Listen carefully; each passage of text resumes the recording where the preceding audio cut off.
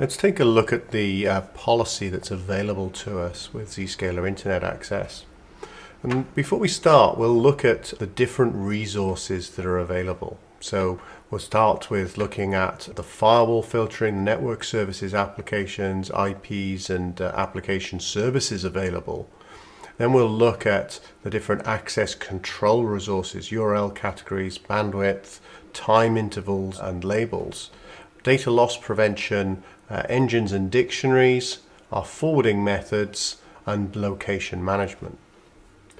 So within an access control, we have our URL categories. These define the URL categories that come as default as part of the platform, but we can edit these URL categories, we can add categories, we can add URLs to override categories if we need to. So I have a number of different category options, some custom defined ones. I can define things that are my custom whitelists, custom block lists, and this is where I would come to do that. If I look at bandwidth classes, if I'm implementing bandwidth management, I can define certain domains into my different bandwidth classes. I can define what is a large file. And I have some definitions of web conferencing, whether or not Microsoft Live Meeting or GoToMeeting are considered web conferencing applications, and VoIP for Skype. I might also define things that are time intervals. So when I want to apply policy, I could say evening is, in this case, 4 till 8, or the working day is 9 till 5, whatever that's applicable to my organization. I can have multiple time intervals. And then rule labels, whilst you can give every rule a free-form name, I might want to have a specific label for certain categories of rules. For example, business critical rules, for example, or default block rules. If we come across and we look at the firewall filtering, we have some predefined network services.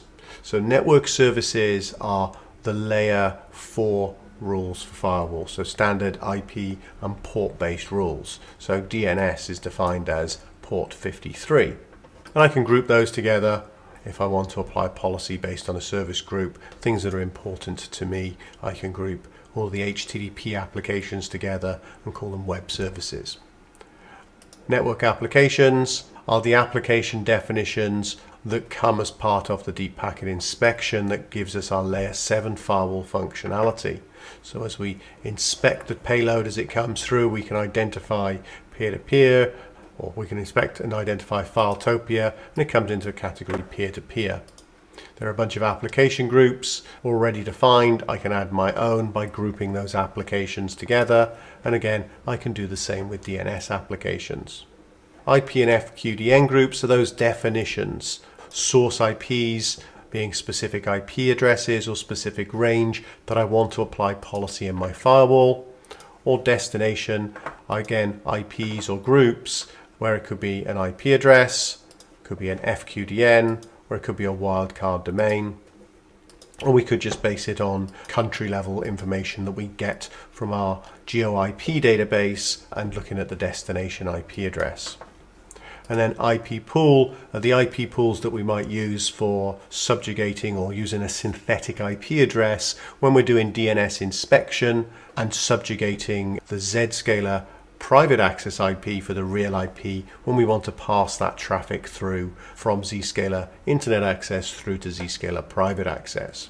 So these are the resources that I have available to me. If we look at forwarding, there's the source IP address information, so I can add IP addresses, static IP addresses for GRE tunnels, VPN credentials, and things like that, and then allocate those to my location. So here I have a location called Milton Keynes. This is my source IP address that I've added, and I might then make a decision to enable things like authentication, of course, whether the firewall policy is enabled, if I have bandwidth control enabled, if there's a private service edge enabled, and if IPS control is enabled. Use XFF from the client request if there is a request from an on-premise proxy coming through from this source IP address. Will consume the X forwarded 4 in that header and log that as the client IP address for the transaction rather than the public IP address that we see the traffic coming from. We can group those locations together if we want to apply policy based on those location groups.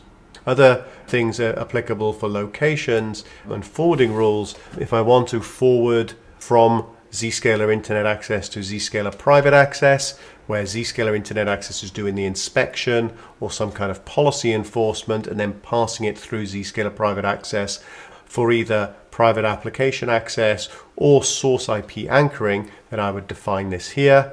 This needs to be defined in conjunction with the private access piece. I may have decisions where I want to forward to an upstream proxy. There are use cases where a customer uses a proxy in the cloud that chains from Zscaler. So the traffic flow comes from the user, from the client on the user to Zscaler. Zscaler does our inspection capability and then maybe forwards to an upstream proxy that might do additional functionality such as logging payload, which of course Zscaler doesn't do. And once it's passed through that upstream proxy, then it egresses to the destination website. So you define that upstream proxy here, and then we will use the policy construct to make a decision how to handle that traffic. So think of the things under administration, our resources. These are the definitions, our locations, layer 4 or layer 7 firewall definitions, our URL categories and bandwidth control definitions here that we're going to use elsewhere. And then finally, the DLP dictionaries and engines. There are a bunch of predefined dictionaries, credit card numbers, social security numbers. I can define my own. And then the DLP engines group those together into an engine that I will use in my DLP definitions. For example, PCI compliance says if it has more than one social or more than zero, one or more social security number and a credit card in there, then that will trigger our PCI compliance, and then we can make policy decisions based on that. So once I have all my resources defined, I can come into my policy engine. And we'll start here with URL, cloud and app control. Here I have a very simple policy. It's just going to block adult material for this specific group of users. So let's take a look at this, and you'll see a standard format. The URL filtering rules will have a standard. When I add a rule, I can put it in a specific order, which administrator or which ranks of administrators are allowed to edit or change this rule. I have that free form rule name that I'd place in here, whether the rule is enabled or not, but then I could apply one of those rule labels that I've defined. For a URL filtering rule, I have criteria, which are those URL categories. They could be the predefined ones or the custom categories. So it's important to take note that these are ANDed together. So this rule, the criteria, so the rule would trigger for if the URL category is adult material and the user is, for example, Mark Ryan, or the user is in group internet, or the user is in department children. So these are logical ORs for this group, and it's ANDed together here. And then I can say if the location is a road warrior or one of my groups for IoT traffic, for example, and then again that logical AND for the request method. I have a number of different HTTP methods that I can make a decision on. I might make a different decision if it's a GET request versus a POST request, for example. These ones are ANDed together. So again, the request is this, and the time is one of my time periods, and the protocol is HTTP or HTTPS. So these ones are logically ORed together, and the user agent is Microsoft Edge. So I can start to build a very granular policy here. And then finally the devices. We know that Mark Ryan is using Cloud Connector, or there's some device groups which tell us more information about it. So we could say he's just on a Windows device for these things. So I can build my criteria quite granularly for a web filtering rule. I can also make a rule that expires. The rule will only be active at a certain point in time. Again, I might align this with my DevOps framework, for example, if I want users to only be able to access certain services for a short period of time, and then the rule expires. And then actions, I can say the rule will either trigger as an allow, and I can put a bandwidth quota on it. I can caution the user, which means that the user needs to accept that caution page before they're allowed to look at it. I can specifically block the page, and I can allow override. And in this case, the override user has to authenticate. So when we override the user, override a transaction, it's going to prompt the user for another authentication round, redirect the user to the IDP when we're using SAML. The override user will log in, and if that credential matches here, or they're in a specific group for that user, then that override would apply. An example of this is if we were doing it for schools, where the teacher could be in the override group to allow access to certain categories based on their discretion. So I can have multiple rules. Rules run top down, first match to fire, and then we move on. Cloud app policy is the more Web 2.0 dynamic applications. So we have a number of definitions here. I could add a finance application. And within those finance application, we've got a list of our finance applications that we understand. And again, we can select that cloud application, or we could say that cloud application has a risk profile that we defined within our administration page. Again, down to users, groups, departments, locations, all of these are logically ORed together. And again, we have that rule expiration ability, and again, we can allow or block. We also have the ability to isolate traffic. I should have covered this in the URL filtering policy as well. So with isolate, I can say I select an isolation policy here. Let's take a look at file type control. So file type control is a blunt tool to prevent the download of files to a user's device, as well as the ability to prevent users uploading files. So again, we have that same rule definition types, the file types, different files that we identify based on the content type, the MIME type, and the magic bytes from that file and the extension. So we can select a file, select our archive files, and we can say, is this upload, download, or both? Again, do we allow, block, or caution before this file is allowed to be transmitted? This will only apply to the web protocols. Take a look at bandwidth control. When we're in a fixed location that has an amount of bandwidth defined, I can apply a bandwidth control to make sure that my business critical applications take priority, or I can look at the inverse and say that the streaming traffic doesn't consume a certain amount of bandwidth. So in a bandwidth control, again, I have a rule, header information, the criteria, those classes that were defined under resources, again for specific location, when it applies, again it applies for certain web protocols, and then we can define how much bandwidth is available, minimum amount of bandwidth. If it's a mission critical application, I want to guarantee at least 50% of my bandwidth is available for this. Or if it's a streaming application, I want to curtail it to say the maximum is 20% of the available bandwidth, regular flow control of that traffic based on those priorities. SSL inspection policy is important. We want to inspect all traffic. Here I can make a decision whether my O365 and UCAS is enabled. The Zscaler recommended bypass to bypass applications that we know don't function when SSL inspection is enabled. These are the auto-generated whitelist. Again, applications that shouldn't be inspected because we know that things will break.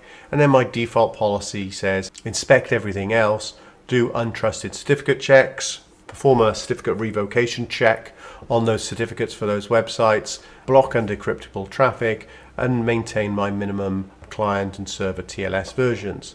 So again, if I add a inspection rule, I have that rule definition at the top. Again, my criteria, URL categories are either OR together with the cloud application, the destination groups that I might have defined, the forwarding gateways if I'm using that upstream traffic, again, ANDed with the locations, ANDed with the users or the groups or the departments, the group types for the devices, and whether or not we should apply it for users that are using Kerberos authentication. and if we see different user agent types. And then my action, if these things trigger, should I inspect, do not inspect, or block the transaction without performing SSL inspection? And what should I do with that untrusted server certificate? So if we're doing that OCSP check, or there's a invalidity with the certificate, with a date and time of the certificate issuer, or the canonical name on the certificate not matching the FQDN in the browser, then it becomes an untrusted certificate. And what should we do? Should we then pass that error all the way through to the client, or what? Let's take a look at our malware policy. So malware policy, invariably we'll leave this as default. We want to inspect traffic inbound and outbound. We want to do it for all of our web traffic, and we want to block all malware, the different types of malware, and the different types of spyware and adware. If we look at the advanced threat protection, again, we're probably going to leave this as default. We want to block all of these transaction types, malicious traffic, fraudulent traffic, tunneling traffic, vulnerabilities like cross-site scripting. We can have a blunt tool to block suspicious destinations based on our GeoIP database from Iran, North Korea, Russia, Syria, you name your country that you may feel that it's just dangerous to let people connect to those things. Whether we should block peer-to-peer file sharing or voice traffic. And then the Zscaler page risk score analyzes every object on every page and generates a dynamic score for that page. So that dynamic score is based on where the traffic has come from, where it's gone to, the age of the website, the history of that website, whether we've seen malicious traffic from that website in the past. And we're doing that for every single object on the page. So does the object use obfuscated JavaScript? Is it instrumenting cross-site scripting? Things like that. That'll generate this risk score, and then our confidence for whether or not that file is high risk. So if it's all the way over here on the right, that file or that object on that page, 100 says we've got 100% confidence that that file is risky, it should be blocked. 0, we have a 0% confidence that it's a malicious, or we could look at it the other way, 100% confidence it's not malicious. And so if we have a 30%, there are indicators on the file that or the object that it's malicious, doesn't go past 30, then we'll treat it as benign and allow it to come through, and it'll pass through other inspection engines. So generally we want to see this around 30. This is a company's tolerance for risk in those files. Let's take a look at security exceptions. So if I have a website or a transaction URI where I say this is false positive, or I specifically want to override the blocks that Zscaler is doing, I will add this here. It is worth understanding that if I add something here for threat protection, it also bypasses on the malware protection as well. My sandbox control defines what objects will go into the sandbox for inspection there and how we will behave with those. So if we look at this rule, again, standard rule header, the criteria, the file types, the categories, the users, the groups, departments, locations, groups, and then what categories within our sandbox analysis are going to pass through. Again, which web protocols it's going to apply for, and then how we're going to handle those transactions. Should we allow the file through on its first download and scan the file, and then if there's a block because it's malicious, we need to go and remediate that? We can make allow and do not scan, so just basically bypass the sandbox entirely, or we can say quarantine, and quarantine says block the file for the user, sandbox it, allow the sandbox to process. Once the sandbox has processed, either allow or deny it based on the result there. We can also enable AI-based quarantine, so to use our artificial intelligence to inspect the file quicker, make some decisions quicker, even though it might still go into the sandbox. So it's a faster method of processing that file, has a high efficacy of success, but isn't as comprehensive as passing the file still all the way through the sandbox. Once the file has been identified, if it is malicious, should we allow or block that file based on the decision criteria? And then within browser control, we can use a blunt object to allow or deny certain browsers based on our corporate policy. So we'll only allow through specific browsers based on the browser user agent, specific browsers, versions of Chrome, Firefox, Safari, and Opera. So we support the generic, relatively newer browsers. We'll add more to it as they come along. So let's take a look at data loss prevention. Again, our data loss prevention engine enables us to add rules with or without content inspection. So we'll add a rule with content inspection. Again, the standard header. Our criteria is that engine that we defined. So we define our PCI engine. We're going to apply that PCI engine to specific URL categories. Again, our cloud applications, certain file types. We're going to set a minimum file size to trigger the rule. If it's a credit card number and a social security number, 0 is a good size. If it's a PDF document that might have source code in it, you might want to have a larger data size. Whether it's going to apply to certain users, groups, departments, locations, again, your different requirements. You might want sales folks to send PDF documents with quotes out, but not anybody else. Or people in the finance team might be able to send certain documents to certain destinations or certain users, but not allow everybody else. So again, your policy constructs are going to come in here. We can have the Zscaler incident receiver. Zscaler is going to scan that content. We can integrate with ICAP services as well. I don't have an incident receiver here for that to receive that payload and inspect as well. The action, do I allow or block? And then if we detect something, which auditor should be told? So I define auditors again under my resources tab as specific users, or I can use an external auditor and put a specific email address, and that auditor will receive an information about the block or an allow if you allowed the transaction, but also the payload. So if it triggered, this is how we notify people that a trigger happened. Again, rules, process, top down, first match. So under the firewall filtering, we can make a firewall control decision, defined applications here, but let's look at these. I can insert a rule at a higher order level, give it a rule name and a rule label. And so it's worth understanding these criteria here are logically ORed together. So this user or this group, this department, this location to make this trigger, and then logically ANDed across. So specific network services groups or the specific network service. So I might say, for example, HTTP, which tells me it's port 80, and then application, I might say the application is HTTP in here as well. HTTP proxy or tunnel traffic. So we detect this with layer 7. So I can combine these. So it's port 80 and HTTP. I can base it on source IPs or source IP groups that I defined previously in resources, or statically define some IP addresses in here, and then my destination IP that filter on here as well. And then I make a decision. Do I allow the transaction? Do I silently drop the transaction? Do I send an ICMP port unreachable back to the client? Or do I send a TCP reset back to the client?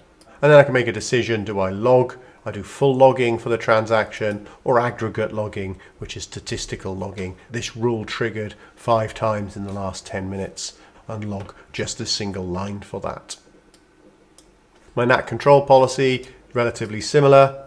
Again, that rule information, the same criteria for who, what, and where.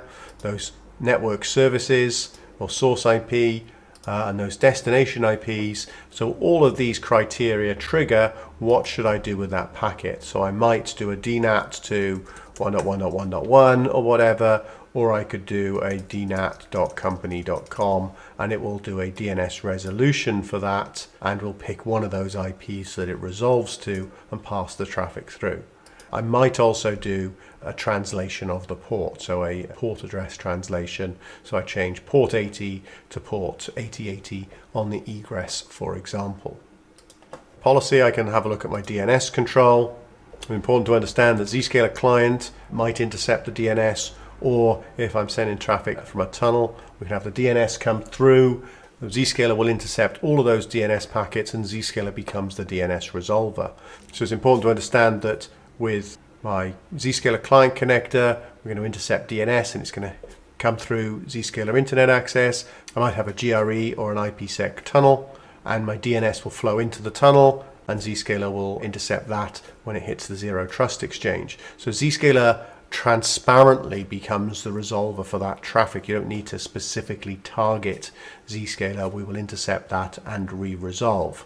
So for O365, doing the re-resolution means that we will find the shortest path from the Zscaler service edge to the O365 on-ramp, or if there's CDN traffic, again, we will re-resolve and find the fastest or closest service point based on the Zscaler IP, not the client location where the client might have resolved it. So we find that provides greater service optimization. Based on this DNS resolution, again, those criteria based on who, the source IP, destination IP, we can re-resolve. We can say for the DNS application, different DNS tunnels, different groups, IP address information, quest type was, what protocol was being used, what should we do with this DNS traffic. We might allow it or block it. We might pass it to Zscaler private access, but we might also redirect request or the response, meaning redirect the response as provide a different answer to what it actually resolved to, and therefore the client will try and connect to a different IP address. Redirect the request, we'll send it off to a different DNS server for us to resolve against. FTP control, I can either allow FTP over HTTP or deny it, allow native FTP or deny that, and specific URL categories for FTP, so we can have a rich control of FTP traffic. We also have our IPS control. Within IPS, again, the similar rule types, the criteria, who, where, and when, the service types. So we might look at DNS, those groups, and then those threat categories within our IPS engine. Again, source IP and destination IP. And then what are we going to do for this traffic? So when it passes through our IPS engine, if it triggers, should we allow the transaction? Should we block it with a drop or a reset? Or should we specifically bypass the IPS for this transaction?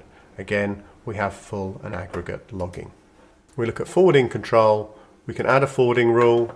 Again, same rule, header information, the criteria, specific users or groups, location information or department, those services, what service types, the application types, the source IP information, predefined or statically defined, the destination information by URL category, FQDN or IP address or country, and then we can make a decision up here. Do we allow this to go direct? Do we use our proxy chaining and forward it to an upstream proxy we define in resources? Or do we forward it to ZPA and use the ZPA definition? And we have to select the destination. In this case, it was the IP chicken that we defined, and make a decision to forward it through a specific application segment and a specific definition that we created under resources.